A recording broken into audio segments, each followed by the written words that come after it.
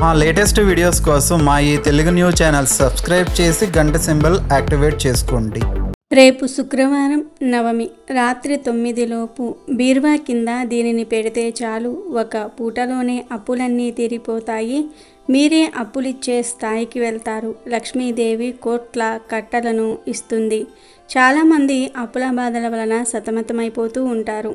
ఎంత కష్టపడినా అప్పులు తీరటం లేదని బాధపడిపోతూ ఉంటారు.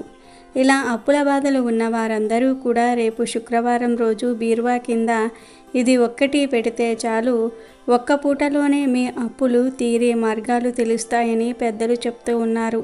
బీరువా గురించి అందరికీ తెలుసు. తెలుగువారి ప్రతి ఒక్కరి ఇంట్లో బీరువా ఉంటుంది.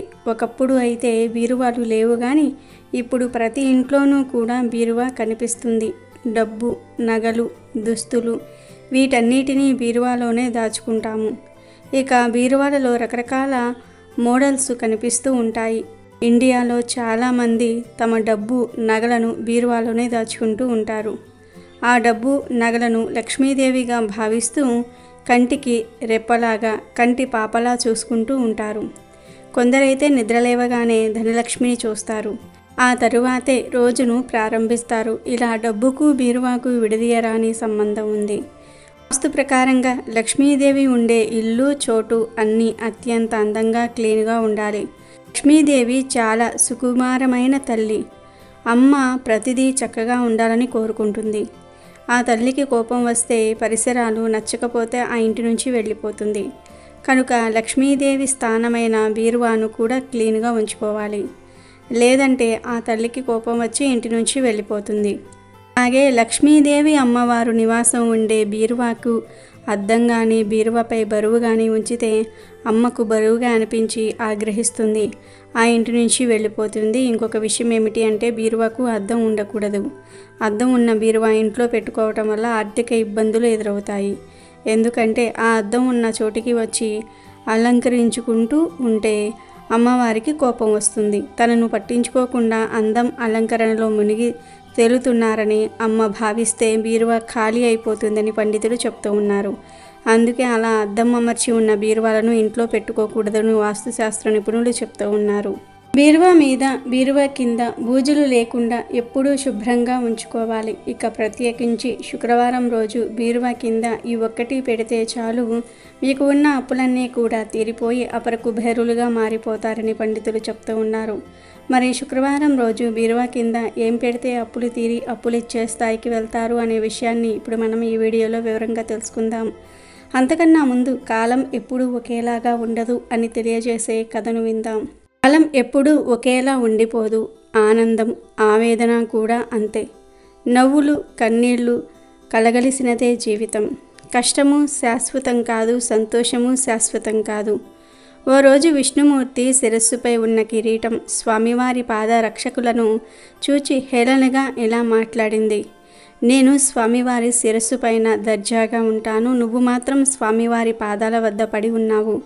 అంతేకాదు, మానవులు కూడా నిన్ను తొడుక్కొని ఊరంతా తిరుగుతూ ఉంటారు.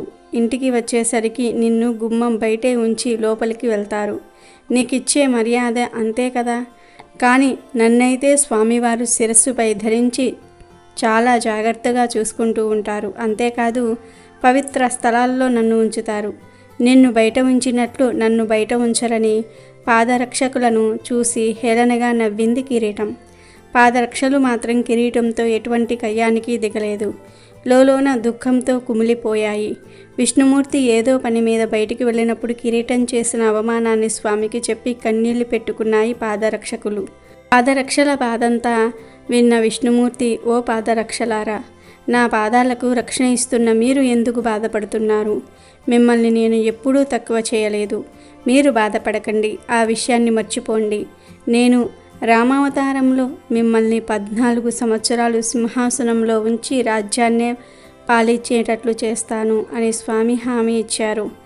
ఆ మేరకే రాముడిగా అవతారమెత్తి 14 ఏళ్ళు అరణ్యవాసం చేయాల్సి వచ్చింది. అప్పుడు తన తమ్ముడు భరతుడు అన్న రాముని పాదుకలను తీసుకుని వాటిని సింహాసనంపై ఉంచి రాజ్యపాలన చేశాడు. అప్పుడు పాదరక్షలు తమ స్థితిని తలచి ఎంతగానో మురిసిపోయాయి. భరతుడు ప్రతిదినం సింహాసనం ముందు కూర్చొని పాదరక్షకులకు నమస్కరించినప్పుడల్లా అతని శిరస్సుపై ఉన్న కిరీటం సిగ్గుతో తలవంచి తన తప్పును తెలుసుకుని పాదరక్షలను అవమానించినందుకు సిగ్గుపడింది. ఈ సంఘటనతో తెలుసుకోవలసిన విషయం ఏమిటంటే ఎవరినీ చిన్న చూపు చూడకూడదు. అదేవిధంగా కాలం ఎప్పుడూ ఒకేలాగా కూడా ఉండిపోదు. ఆనందము ఆవేదన కూడా అంతే. నవ్వులు కన్నీళ్లు కలగలిసినదే జీవితం. కష్టము శాశ్వతం కాదు, సంతోషము శాశ్వతం కాదు. ఇక వీడియోలోకి వస్తే బీరువాను చాలామంది నైరుతి మీద పెడుతూ ఉంటారు. కానీ అలా ఎప్పుడూ కూడా పెట్టుకోకూడదు. బీరువాను ఉత్తర వాయువ్యంలో ఉంచుకోవాలి. ఎందుకంటే వాయువ్యం చంద్రునిది.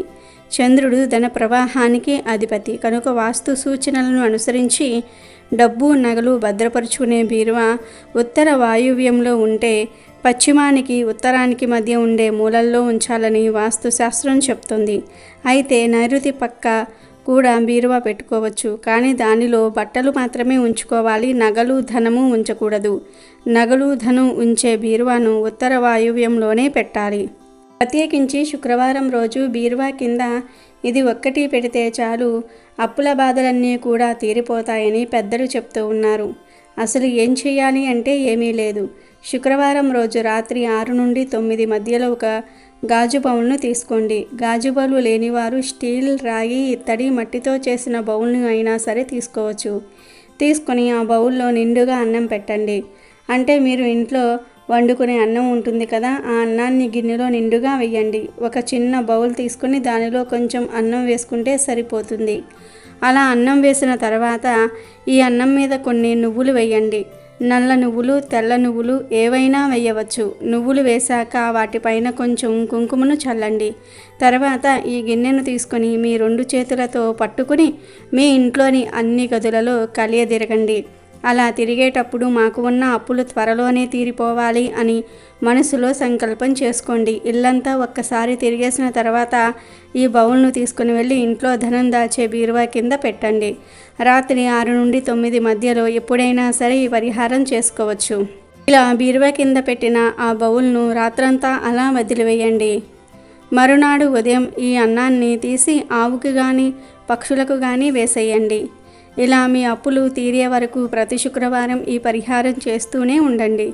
మీరు ఈ పరిహారం చేయటం స్టార్ట్ చేసిన ఒక్క పూటలోనే గొప్ప ఫలితాలను చూడగలుగుతారు. అద్భుతమైన ఫలితాలు వస్తాయి. కాబట్టి ప్రతి ఒక్కరూ కూడా రేపు ఈ చిన్న పరిహారాన్ని చేసి అప్పుల బాధలను తొలగించుకొని ఆనందంగా జీవించండి. అమెజాన్లో బెస్ట్ డిస్కౌంట్స్ కోసం వీడియో డిస్క్రిప్షన్లో లింకు ఉంది, చూడండి. అలాగే మా టెలిగ్రామ్ ఛానల్ సబ్స్క్రైబ్ చేసుకోండి.